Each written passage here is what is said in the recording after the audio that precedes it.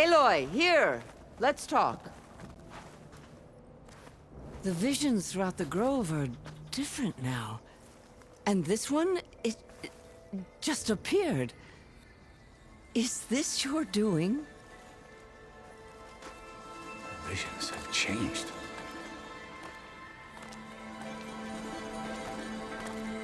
That's the one that inspired Chief Hekarro. More testimony of the old ones.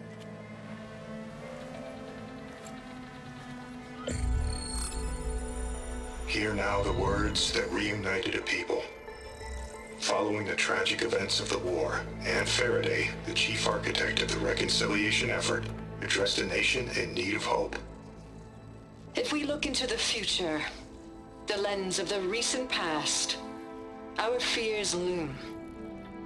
Wars waged against machines, scarcity of food and water, storms that drive us from our homes. But true courage means facing those fears with conviction instead of cynicism.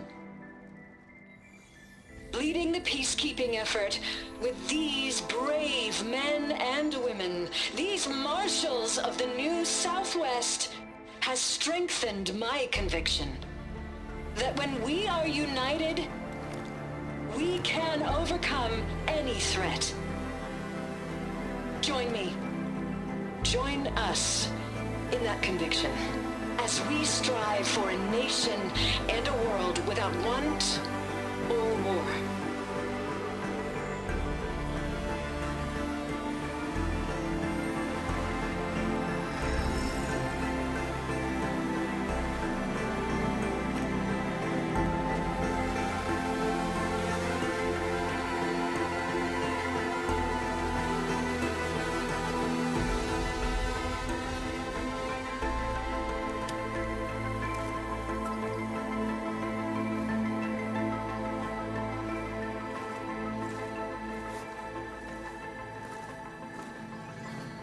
Reporting for duty, Commander.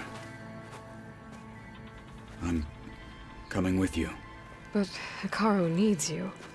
Because of you, he has new marshals. And a rallying cry the clans cannot ignore. So I will stand with you on your mission. Give whatever is left of my life. It is what I choose. How can I say no to that? Zoe, there's someone who wants to join us. I need you to meet him in the foothills and guide him the rest of the way. Will do, Aloy. Go to the mountains, west of Plainsong. A friend of mine will meet you on the ascent. I'll join you when I can. A friend of yours? Should be interesting.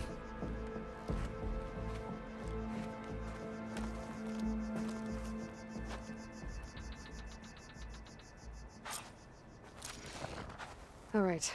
I need to get Ether back to Gaia. Seems like capturing it did something to the other holograms, too. Might be worth checking out.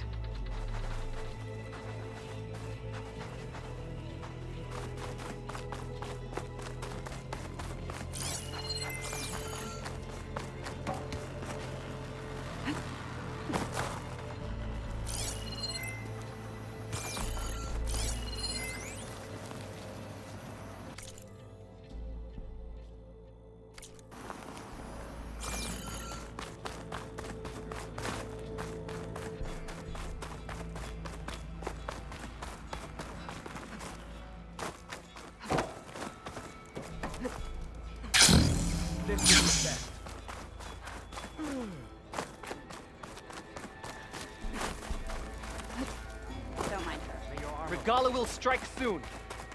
The 10 We'll stood be firm. So will we. Discover how JTF-10 claimed home field advantage in the desert. JTF-10 seized key assets all across the desert. Where others feared the Mojave's raging sandstorms, JTF soldiers used them for cover, crippling enemy supply lines.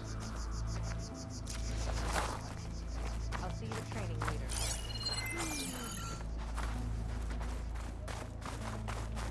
Observe the grid of JTF-10 in the mountainous regions of the hot zone.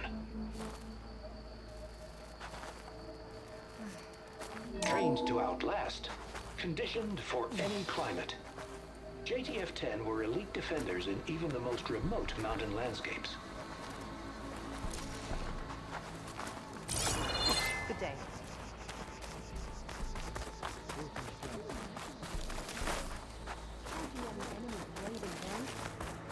May your blade be bright. Aloy, On the field or relaxing at base, Joint Task Force 10 acted as one.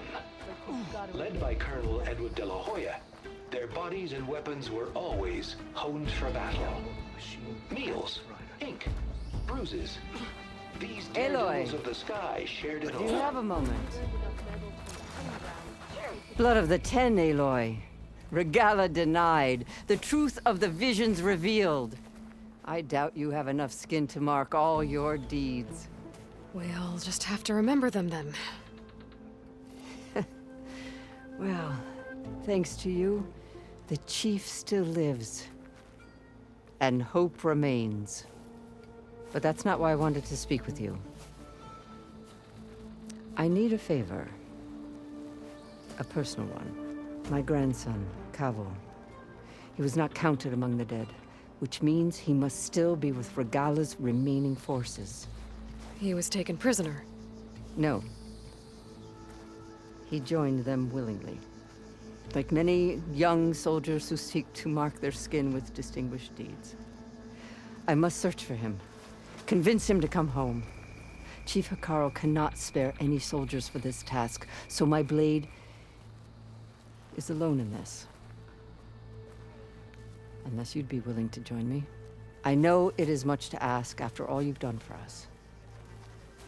But Kavo is the last of my blood. What made Kavo join Regala's rebellion? For some, Regala represents a chance of vengeance against the Karja. During the Red Raids, it wasn't easy to turn the clans back at Barren Light. Many wanted to pursue the Karja all the way to Meridian. So when Regala attacked the embassy, they took it as a call to arms. Yes. But others, the young especially, care only about the glory they think they'll earn by hunting an age-old enemy. As for Kavo, it was probably a bit of both. And a youthful desire for a cause to get the blood burning. Nothing I said could stop him. You said Kavo's your last living relative? Yes. Before Chief Hekarro, the clans warred constantly with each other. Every skirmish claimed another comrade. One by one, I buried my children. And then their children. I'm sorry. I tried to vent my grief on the battlefield, but I never found comfort there. Only in the wisdom of the visions. And even so, I still couldn't prevent Kavo from following the trail of blood.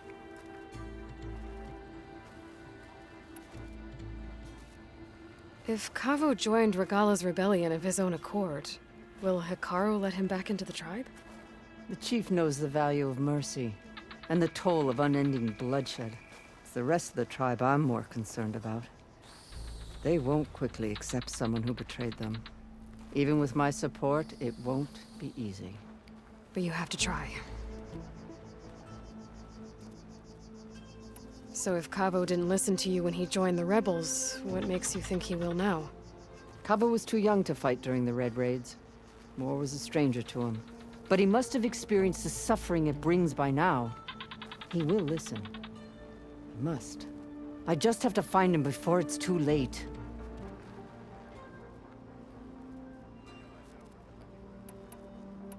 I'll help you find your grandson, if I can. Where do we start? A while back, our scouts reported Kavo's squad left one of Regala's outposts in the hills to the south. His squad never returned, but the scouts also spotted one of our own being held captive there. So we'll start at the outpost. If we free the prisoner, maybe they'll know where Kevo's squad went. Shall we head out?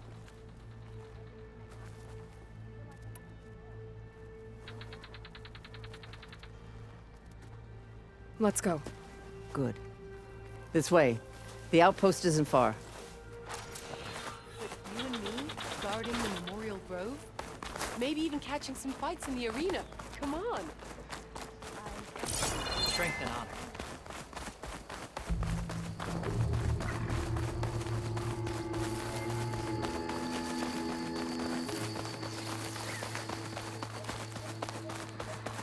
You know, the rebels aren't gonna give up without a fight. Then we'll have to give them one. The bloodshed won't end until Regalla is defeated. What matters is the soldier they took captive, Nakala. She's been their prisoner for some time now. She's my only lead to finding Kavo. We'll get her back. And then Kavo too.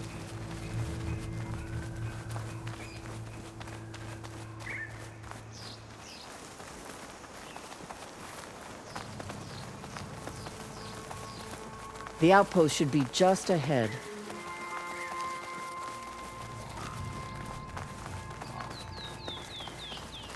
You take point, I'll follow.